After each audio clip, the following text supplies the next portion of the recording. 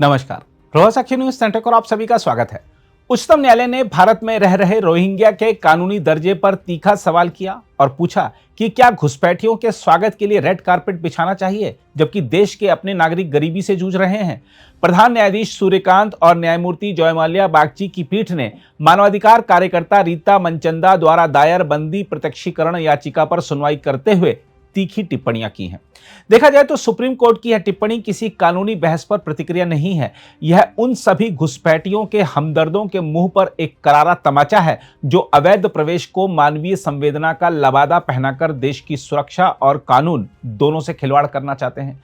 सर्वोच्च न्यायालय ने साफ शब्दों में कह दिया है कि जो लोग अवैध रूप से देश में घुसते हैं उनके लिए भारत कोई कल्याण विद्यालय नहीं है जहां पैरों में गुलाब की पंखुड़ियां बिछाई जाएं। देखा जाए तो कुछ संगठन और राजनीतिक धड़े रोहिंग्या या अन्य अवैध घुसपैठियों को बेबस मानवता के रूप में पेश कर देश के कानूनों को अपनी सुविधा के हिसाब से मोड़ना चाहते हैं।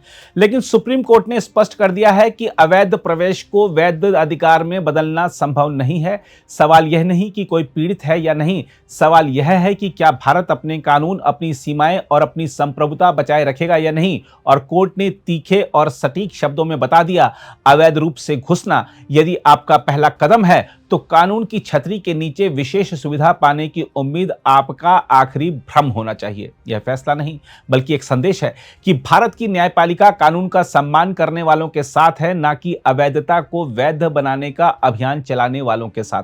घुसपैठियों के हमदर्दों को अब समझ लेना चाहिए कि अदालतें भावनाओं के नहीं, कानून के राज की रखवाली करती हैं। बहरहाल आइए देखते हैं सुप्रीम कोर्ट के इस फैसले का कैसे विश्लेषण कर रहे हैं उच्चतम न्यायालय के वरिष्ठ अधिवक्ता और भारत के PIL मैन के रूप में विख्यात श्री अश्वनी उपाध्याय। सुप्रीम कोर्ट में घुसपैठ को लेकर एक याचिका दाखिल हुई थी और उसमें मांग की गई थी कि घुसपैठियों को निकालने के लिए पूरा नियम कानून फॉलो किया जाए। माननीय सुप्रीम कोर्ट ने कहा कि हम घुसपैठियों के लिए रेड कारपेट नहीं बिछा सकते। अगर वो चोरी छिपे आ रहे और यहाँ आने के बाद फिर ये मांग की जाए कि नहीं, उनको निकालते समय पूरा प्रोसेस फॉलो किया जाए, ये कैसे संभव है। इस भारत में जो सबसे ज़्यादा घुसपैठ हुई है उसका मूल कारण है 1946 का फॉरेनर एक्ट। ये कानून 2025 में बदला गया लेकिन अभी तक यही चल रहा था। ये कानून महा घटिया है, महा सड़ा हुआ है और ये बात रोहिंग्याओं को भी पता है, बांग्लादेशियों को भी पता है, पाकिस्तानियों को भी पता है, अफगानिस्तानियों को भी पता है और कुकी को भी पता है कि भारत का फॉरेनर एक्ट बहुत ही घटिया है, बहुत ही सड़ा हुआ है। एक बार भारत के अंदर एंट्री कर जाओ, कैसे भी करके चले जाओ, नदी के रास्ते चले जाओ, पहाड़ के रास्ते चले जाओ या खाई बना के चले जाओ या सुरंग के रास्ते चले जाओ, उसके बाद ये कानून आपको पूरा प्रोटेक्शन दे देगा, फिर आप आराम से यहाँ रह सकते हैं। और इसी का फ़ायदा उठाया, नतीजा ये हुआ कि 5 करोड़ से ज़्यादा घुसपैठिए आ गए। और जब घुसपैठिए आ गए तो जब उनको निकालने की कोशिश की जा रही है तो अलग अलग याचिकाएँ फाइल हो रही हैं। कुछ घुसपैठिए खुद ही फाइल कर रहे हैं और कुछ घुसपैठियों के समर्थक NGO फाइल कर रहे हैं। अब सवाल यह है कि भारत के लोग घुसपैठियों की मदद क्यों करते हैं? क्योंकि घुसपैठिए एक मुफ्त वोट देते हैं, जिसको वोट करते हैं एक साथ वोट करते हैं। पार्षद प्रधान का चुनाव 50 वोट, 60 वोट, 100 वोट से डिसाइड होता है। तो जिस गांव में 100 घुसपैठिए आ चुके हैं, जिस मोहल्ले में 100 घुसपैठिए आ गए, वो एक तरफ वोट करेंगे, जिसको वोट कर देंगे वो जीत जाएगा। और यही नतीजा ये है कि भारत में लोग पार्षद बनने के लिए, प्रधान बनने के लिए, सांसद बनने के लिए, विधायक बनने के लिए घुसपैठियों की मदद करते हैं। घुसपैठ का सबसे बड़ा कारण है घुसपैठ विरोधी कानून महाघटिया है। दूसरा मुख्य कारण यह है हमारा आधार एक्ट महाघटिया है। आधार एक्ट ये कहता है कि कोई भी व्यक्ति जो 6 महीने भारत में रह जाए उसको आधार बन जाएगा। इसी का फायदा उठा के घुसपैठिए कॉमन सर्विस सेंटर पे 2000 रुपये देते हैं और वहाँ से आधार बनवा लेते हैं। आधार एक्ट में ये भी लिखा हुआ है कि 6 महीने भारत में रह रहे हैं, इसका जो प्रमाण है, इसका सर्टिफिकेट पार्षद दे देगा, प्रधान दे देगा। अब जिस पार्षद और प्रधान को अगला चुनाव फिर से जीतना है घुसपैठियों को वोट से, वो घुसपैठियों के लिए एक लेटर हेड पर लिख के दे देता है, हाँ जी ये 6 महीने से रह रहे हैं। अब घुसपैठिए आधार बनवा लेते हैं। फिर हमारा चूंकि भ्रष्टाचार विरोधी कानून महा घटिया है, महा सड़ा हुआ है, उसका फ़ायदा ये घुसपैठिए उठाते हैं और आराम से फिर कॉमन सर्विस सेंटर पे जाके आधार बनवा लेंगे। उसके बाद जो है नगर निगम में जाके 2000 रुपये दलाल को पकड़ाएंगे, बर्थ सर्टिफिकेट बन जाएगा। तहसील में 2000 रुपये दलाल को पकड़ा देते हैं, राशन कार्ड बन जाता है। उसके बाद RTO ऑफिस में दलाल को 3 से 4000 रुपये दे देते हैं, उनका ड्राइविंग लाइसेंस बन जाता है। और जब 4 डॉक्यूमेंट बन जाता है फिर वो पार्षद प्रधान इनका वोटर ID में नाम जुड़वा देते हैं।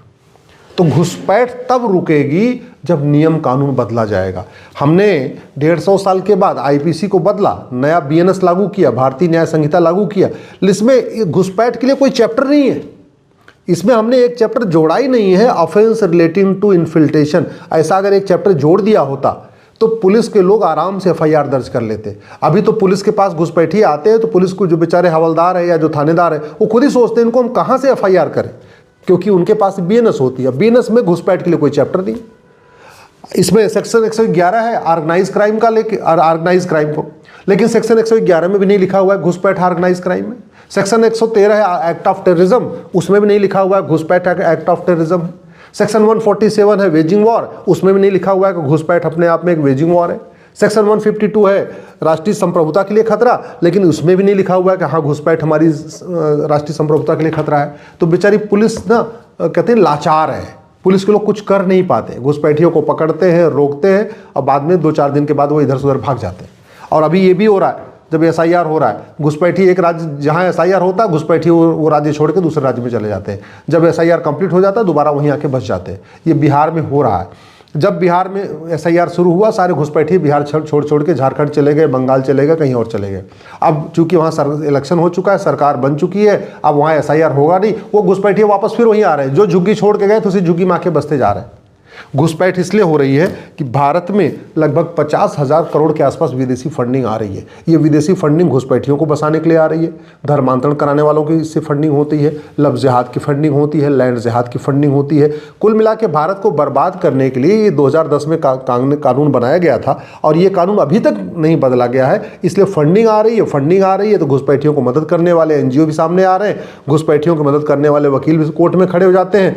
डिस्ट्रिक्ट कोर्ट, हाई कोर्ट तो छोड़िए, सुप्रीम कोर्ट में बड़े बड़े दिग्गज वकील खड़े हो जाते हैं, क्योंकि उनको सीधे सीधे उनका जो कोर्ट जो उनकी फीस है वो एफसीआरए के जरिए उनके आ जाती है। सीधे उनको नहीं आती, उनकी बीबी के एनजीओ खाते में आ जाती है, उनके पिताजी का एनजीओ है उसमें आ जाती है। कहीं ना कहीं डायरेक्टली इनडायरेक्टली उनको आराम से फंडिंग हो रही है, तो खड़े हो रहे हैं और ह्यूमन राइट के नाम पर घुसपैठियों का बचाव कर रहे हैं। घुसपैठ की जो सबसे बड़ी और दूसरी फंडिंग आ रही है वो बैंकों के जरिए आ रही है। और वो क्यों आ रही है? क्योंकि हमारा बैंकिंग कानून जो 1949 का है ये महाघटिया है, महासड़ा हुआ है, आज तक हमने बदला ही नहीं। नतीजा ये है जो विदेशी बैंकें हैं जिनके हेडक्वार्टर तो दुबई में है, कुवैत में है, ऑस्ट्रेलिया में है, कनाडा में है, लेकिन जिनकी ब्रांचेज भारत में है, बेंगलोर में है, दिल्ली में है, मुंबई में है, बाकी शहरों में, उन बैंकों के जरिए पैसा आ रहा है। न आरबीआई इसको पकड़ पा रहा है, न तो क्या बोलते हैं वित्त मंत्रालय इसको पकड़ पा रहा है, क्योंकि वो आईएमटी इंटरनेशनल मनी ट्रांसफर की बजाय वो आरटीजीएस एनईएफटी कोड यूज़ कर रहे हैं। तो ये आज तक हमने यूनिफॉर्म बैंकिंग कोड लागू नहीं किया। नतीजा ये है पुराना वाला कानून चल रहा है और उनको फंडिंग हो रही है तो घुसपैठियों के मददगार आके सामने खड़े हो जाते हैं। घुसपैठियों की जो तीसरी फंडिंग होती है हवाला के जरिए होती है। हवाला तब बंद होगा जब 100 रुपये से बड़ी नोट बंद होगी। हवाला तब बंद होगा जब हवाला को जघन्य अपराध घोषित किया जाएगा, ये घटिया कानून बदला जाएगा। हवाला कारोबारियों को फांसी देने के लिए कानून बनेगा, उनकी नागरिकता खत्म करने के लिए वो कानून बनेगा, उनकी 100% प्रॉपर्टी जब्त करने के लिए कानून बनेगा। तब हवाला रुकेगा, तब अलगाववाद, आतंकवाद, जिहाद, मजहबी उन्माद, धर्मांतरण, घुसपैठ रुकेगा। नहीं तो जब तक फंडिंग होती रहेगी इसमें से कुछ भी नहीं रुकेगा। घुसपैठियों को इसके बाद जो फंडिंग होती है वो ब्लैक मनी से होती है। ब्लैक मनी भारत के अंदर ही जनरेट हो रहा है। अब ब्लैक मनी को रोकने के की तरीका है कि 1000 रुपये से महंगे सामान का कैश लेन देन बंद कर दिया जाए तभी, और ब्लैक मनी को जघन्य अपराध घोषित कर दिया जाए। कानून हमारे पास है, एक तो हमारी न्यायिक व्यवस्था से सड़ी हुई है। पहले 20 साल मुकदमा डिस्ट्रिक्ट कोर्ट में चलेगा, फिर 20 साल हाई कोर्ट में चलेगा, फिर 10 साल सुप्रीम कोर्ट में चलेगा, 50 साल कहते नहीं 5 दशक तक मुकदमा चलता रहेगा। उसके बाद भी तब तक आदमी बूढ़ा हो जाएगा तो उसके मानवाधिकार की चिंता करते बोले ठीक है चलिए काम करो, बहुत दिन पुराना हो गया, बूढ़ा हो गया, 80 साल का हो गया, अब इसको क्यों रखना जेल में। जब तक ये कानून नहीं बदलेगा तब तक ब्लैक मनी नहीं रुकेगी। जब तक ब्लैक मनी नहीं बंद होगी तब तक न घुसपैठ बंद होगी, न धर्मांतरण बंद होगा, न लव जिहाद बंद होगा, न लैंड जिहाद बंद होगा। तब तक ये कुछ भी इसमें से जो देश विरोधी घटनाएं कोई भी नहीं रुकेंगी।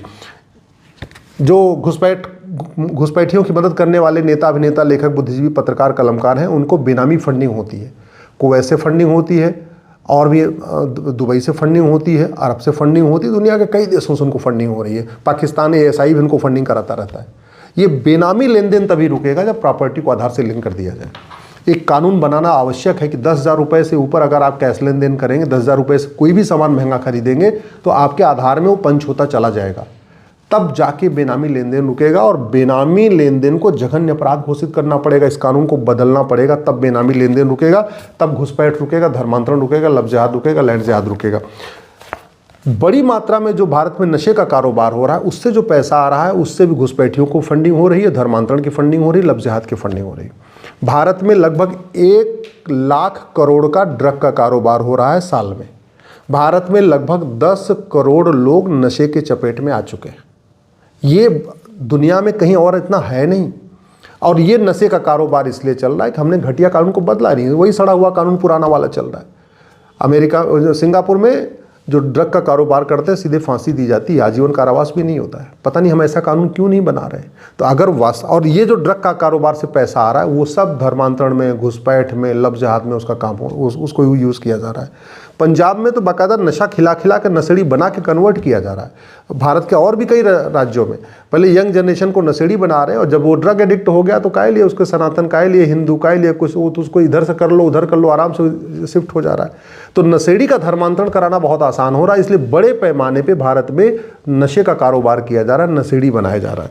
तो वो तभी रुकेगा जब ये कानून बदलेगा, नहीं तो उसके पहले नहीं रुकेगी। भारत में जो नकली दवाओं का कारोबार हो रहा है उससे जो पैसा आ रहा है उससे भी घुसपैठियों की फंडिंग हो रही है, धर्मांतरण की फंडिंग हो रही है, लफ्ज़ जिहाद की फंडिंग हो रही है। और सबसे इम्पोर्टेंट, ये जो घुसपैठिए हैं या घुसपैठिए के मददगार हैं या अभी जो देश विरोधी या धर्मांतरण कराने वाले जो भी हैं, ये आराम से इनको ज़मानत मिल जाती है, आराम से इनको बेल हो जाती है, इनकी जांच ठीक से नहीं होती। उसका मूल कारण है ये घटिया प्रिवेंशन ऑफ करप्शन एक्ट। चीन में भ्रष्टाचारियों को फांसी देने के लिए कानून है और भारत में पूछो नहीं, आज तक हमने चीन वाला कानून भारत में लागू नहीं किया। तो अगर देश को सुरक्षित बनाना है तो नियम कानूनों को बदलना पड़ेगा, तभी देश सुरक्षित होगा। नहीं ऐसे एक के बाद दूसरी घटनाएं होती रहेंगी। सुप्रीम कोर्ट भी कुछ कहता रहेगा। अब सुप्रीम कोर्ट ने तो कहा है भाई हम घुसपैठियों को रेड कारपेट में नहीं बिछा सकते, सुप्रीम कोर्ट ने कह दिया, बात खत्म हो गई। लेकिन आप क्या लगता है इतना कहने से घुसपैठिए अपने आप भाग जाएंगे? नहीं भागेंगे। इतना कहने से क्या घुसपैठिए अपने आप जो है यहाँ से देश छोड़ के भागेंगे? बिल्कुल नहीं भागेंगे। क्या घुसपैठियों के मददगार उनको भगाएंगे? बिल्कुल नहीं भगाएंगे। ये तभी होगा, देश तभी सुरक्षित होगा जब नियम कानून बदला जाएगा। अगर आप भी लेना चाहते हैं देश दुनिया की तमाम जानकारी तो आज ही सब्सक्राइब करें हमारे चैनल को। साथ ही नीचे दिए बेल आइकन को जरूर दबाएं ताकि हर अपडेट आप तक पहुंच सके।